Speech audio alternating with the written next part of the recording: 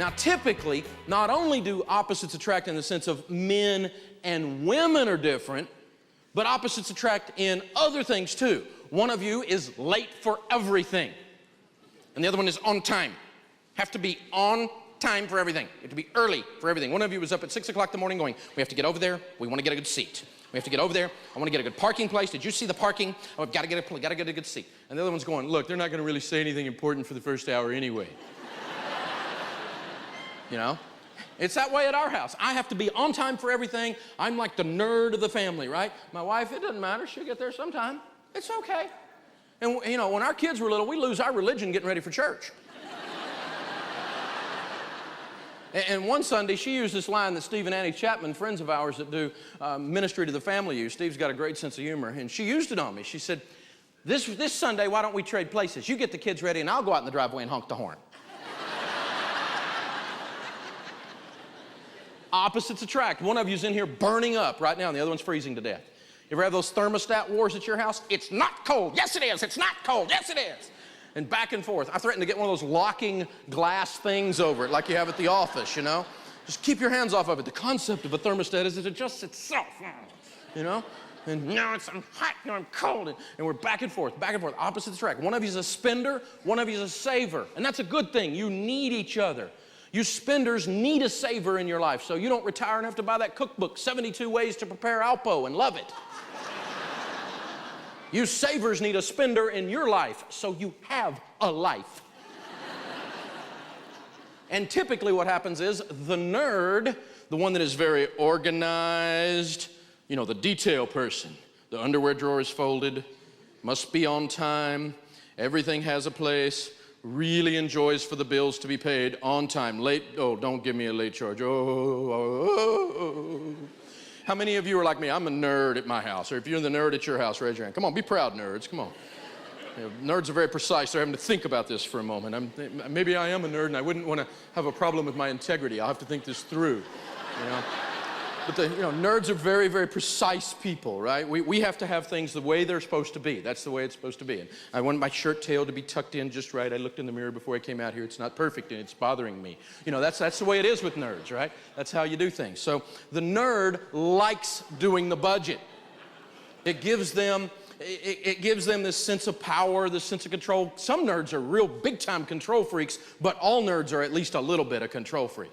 You know what I'm saying? And we're actually going to introduce some folks to you. We're going to introduce the nerd. We've arranged to have a nerd visit with us tonight, and a free spirit too, for that matter. But first, let me introduce you to our nerd for the evening. Dan is our nerd for the evening. Come out, Dan.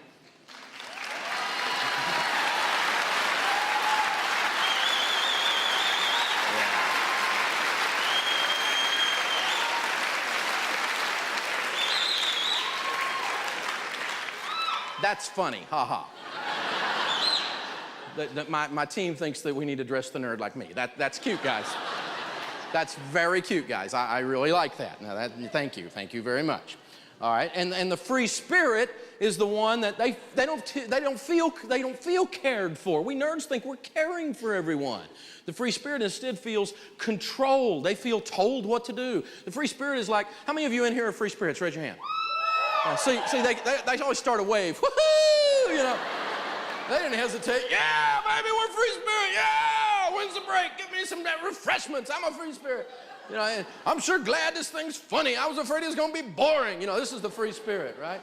And the free spirit, they're mature. They're adults too. They just believe in having a thing called a life. They don't really get a high out of 3-generation spreadsheets. They don't understand. You know. They don't want to click the third tab over, and they don't want to spend hours and hours and hours looking at the details. They want to vote. They want to be part of the program. And Susan is going to be our free spirit for the evening. Come out, Susan. Y'all give Susan a big round of applause.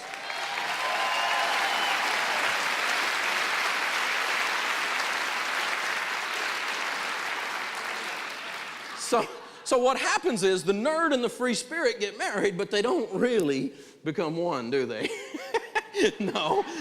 Instead, we start this fight thing, because the first thing that'll happen is the nerd goes, oh no, I've married one of those. And the free spirit's going, you are a freak, you know? Get away from me, you Fruit Loop, you know? And this fight, this constant tension, some marriages go through this. This is real world, isn't it? Say yes. Some marriages go through this for decades and don't even realize there's all this tension in the air. They kind of just tolerate it, or they go to their corners and go, okay, you pay your bills and I'll pay my bills. We're not really married. We're just going to have a joint venture. And the nerd's like, you're too irresponsible. And the free spirit's like, you're too controlling. And we're just all this clash of the titans going on. And it doesn't make for a high-quality marriage. As a matter of fact, we just said this, it's the #1 cause of divorce. As opposites attract, and men and women are different anyway, when you put all of that in the soup with money, it makes a mess. But we figured out a way to solve it. It's called the budget committee meeting. It's your only hope for learning how to communicate. So here's what we're going to do. Those of you that are like me, and Dan, we're the nerds. Raise your hand, nerds. Okay. See, the nerds are like very precise. Right? So nerds, raise your hand again one more time. Good. All right, nerds. Here's what I want you to do. I want you to do a budget. In the super saving lesson, when we said go home and do the quickie budget, you almost had it done before you got out of the parking lot. And you've already read 3 or 4 chapters ahead, and you know what I'm going to be saying next because you'd rather skip over the jokes and get to the point. Okay? And you're already filling out the evaluation in the back, you know? And you were told not to already, you know, but you can't help yourself. That kind of a thing, right? That's the nerd. So go ahead and prepare the budget, because if we wait on the free spirits, it's not going to happen. Let's not kid ourselves, okay? So prepare the budget, and we're going to teach you in the budgeting lesson how to do that, but the basics of budgeting is you spend every dollar on paper before the month begins. Every dollar has a name before the month begins. You prepare the budget. Now, then we call the budget committee meeting. Let's cover the rules for the budget committee meeting for the nerds first. Nerd, I want you to take the budget that you prepared, and I want you to set it on the table, slide it over to the free spirit, and shut up. That is rule #1. Shut up. The free spirits hear them. They are sick and tired of your preaching. They are sick of hearing, yeah, you got it. They're sick and tired of hearing Dave Ramsey say it. They're sick and tired of every mistake they ever made since 1962. You know? They don't want to hear any more of your theories. Shut up. It's on the paper. Slide it over. You've got a whole lot of opinions. They're right there on the paper. Let the free spirit look at it. Rule #2, nerds, is this is a meeting. It is not a weekend-long budget summit. When you are dealing with a free spirit, you have a 17-minute window. After that, their body may stay, but their spirit will leave. They're not going to hang out with you. Their eyes start to cross. They're not getting this. It's not fun for them. They don't enjoy this process. They're only there to have a vote. They're going to have their vote, and they're going to leave the voting booth. That's it. That's the whole deal from them. Now listen very, very carefully to me. If you are a nerd, there is one last rule, nerds. Listen very, very carefully. You must insist that the free spirit change some things in your budget. And the nerds are going, no! We don't want to change anything. It's right. If we change it, it will be wrong.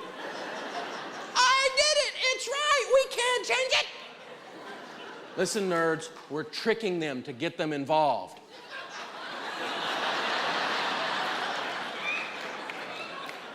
All right, free spirits, raise your hand. All right, did I take up for you? Say yes.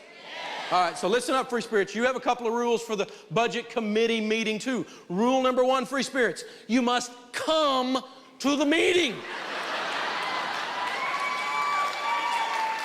Rule #2, you must bring your brain. You have to give adult, mature input in the meeting. I want one isn't covered under that heading. You look at the budget and you go, honey, I think $1,800 might be a little high for green fees when we have $14 for food. And you make an adjustment there, like switching those two numbers.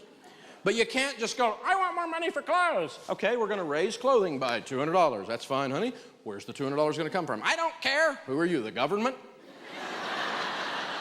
It has to come from somewhere, right? If we're going to raise a category by 200, we have to lower some others by the same amount. That's how this works. It balances. It's a neat concept, okay? So adult-like input says you change some things around by raising a few and lowering some others by that same amount so that we still end up with a zero. And rule number 3, free spirits, if you will work with your nerds on this, you will have the best quality relationship of any marriage you know. You will run into people everywhere who are in awe of the communication level in your marriage. It will totally transform how you communicate. It will bring a level of unity, a level of oneness to everything that you're doing, and then you'll start to win financially. It's worth it. But free spirits, there's a phrase that you have been saying. This is your last rule. You can never again say this phrase. And you use it all the time. We know you do, especially we nerds know it. Sometimes you say things like, whatever you want to do, honey. Wrong cop-out breath. You have to get in the game and place your vote. You both have a vote. We come into agreement. That's called unity. Both place their vote. No, just... You're smarter than me. You take care of it. I'm going to go over here and mess up your plan, though.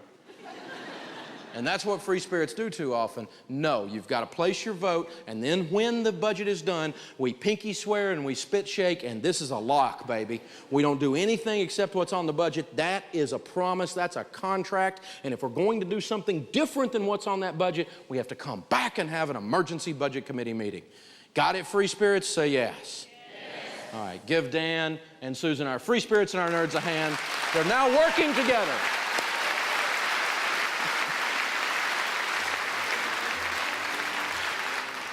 I'm a free spirit. For me, being late is actually on time. Of course, this drives the number-crunching nerds, like my dad, crazy. If you're not sure if you're a free spirit or a nerd, maybe this will help.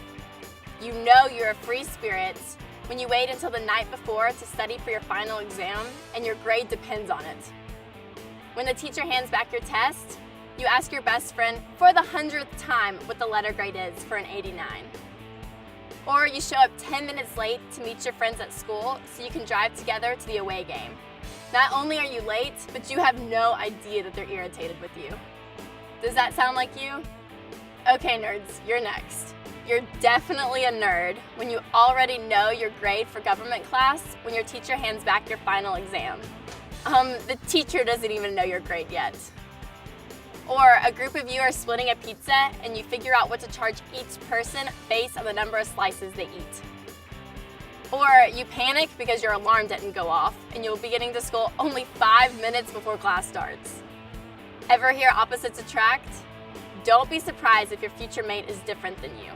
Understanding these things can really help you when you do things together, like doing a budget.